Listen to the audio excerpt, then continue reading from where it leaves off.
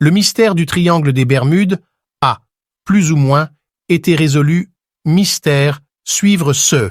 Depuis les années 50, le fameux triangle des Bermudes, rien que le nom fait frissonner le plus aguerri des pilotes, a nourri toutes sortes de théories, des plus superstitieuses aux plus scientifiques.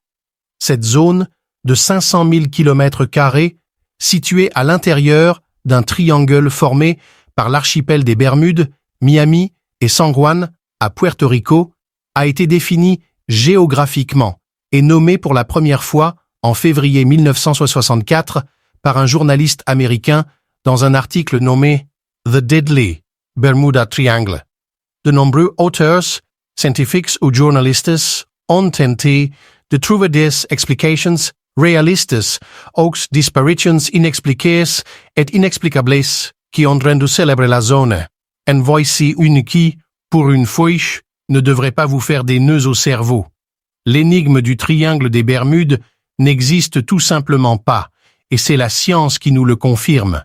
Selon le chercheur australien Karl Kruszelnicki, tout ça n'est qu'une vaste invention, et il n'y a pas plus de disparition d'avions dans cette zone que dans une autre. Une zone mystérieuse, pas si mystérieuse. Tout a commencé à la sortie de guerre, en décembre 1945. Le triangle des Bermudes n'était pas encore la légende qu'il est aujourd'hui, du moins pas officiellement, et les avions ou les navires pouvaient traverser la zone sans trop s'inquiéter. Lors d'un vol de routine, ce sont pourtant 27 militaires et 6 avions, dont un parti à la recherche des premiers qui ont disparu sans laisser de traces, les carcasses et les corps n'ayant jamais été retrouvés. À l'époque, et c'est toujours l'explication officielle, un dysfonctionnement des appareils de navigation ainsi qu'une explosion liée au système de carburant de l'appareil auraient été mis en cause.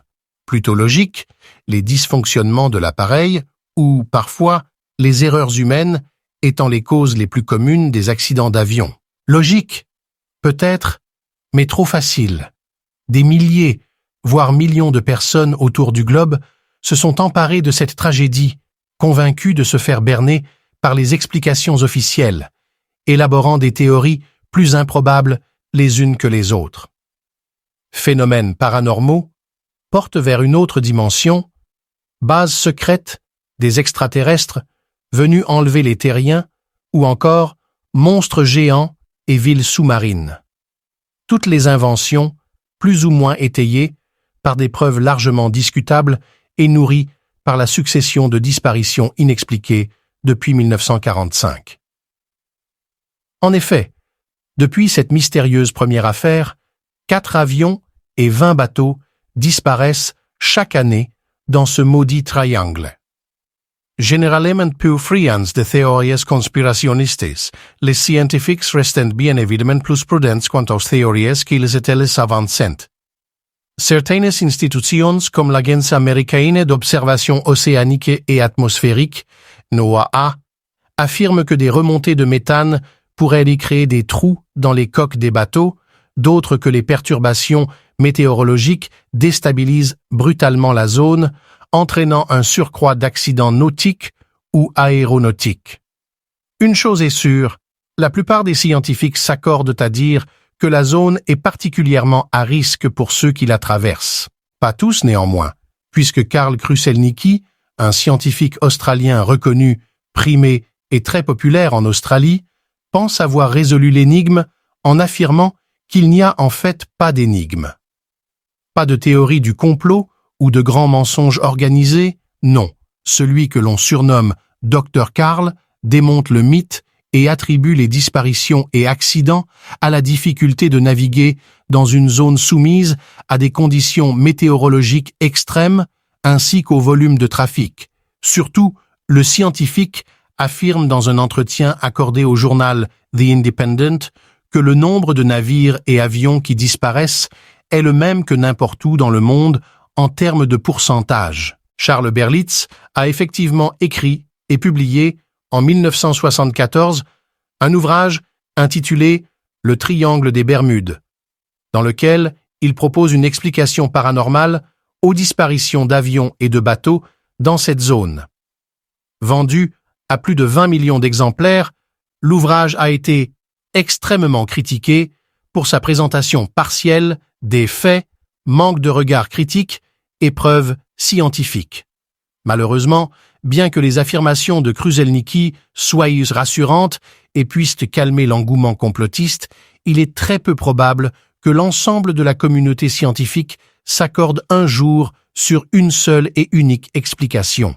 Il n'y aurait donc pas tant de disparitions dans le triangle des Bermudes, mais simplement une hyperfocalisation sur une zone traversée par beaucoup de navires.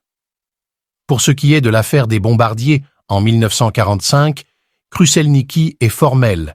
C'est une erreur humaine qui a provoqué le crash des avions. Il explique que le lieutenant Charles Taylor, chef de l'escadron, ayant prétendument trop bu la veille, aurait oublié de vérifier la quantité de carburant. Une information difficile à vérifier presque 80 ans plus tard. Simple supposition ou certitude, Kruszelnicki rappelle que le lieutenant avait déjà abandonné son avion à 2 reprises après s'être perdu.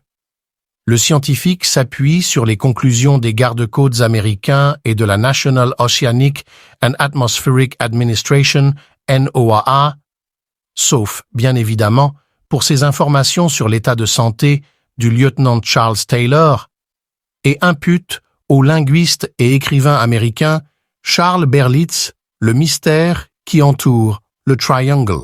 Abonnez-vous à ma chaîne pour ne manquer aucune vidéo.